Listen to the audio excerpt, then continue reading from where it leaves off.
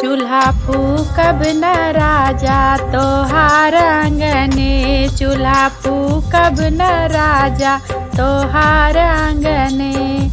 कही दा ससुर जी से गैस मंगवावई, कही दा ससुर जी से गैस मंगवावई, गैस मंगवावई, सिलेंडर भरवावई, नाही त सासु बनावई भोजना।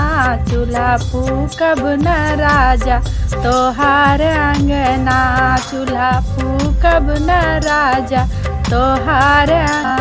कही दा भसुर जी से हीटर लगवावई, कही दा भसुर जी से हीटर लगवावई, हीटर लगवावई, इंडक्शन लगवावई, नाही त जेठनी बनावई रोटिया।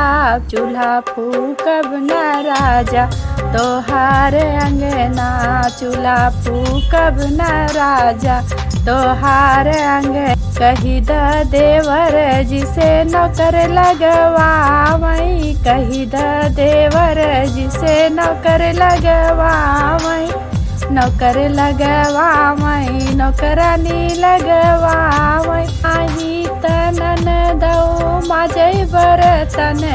चूल्हा फूकब न राजा तोहार अंगना, चूल्हा फूकब न राजा तोहार अंगना।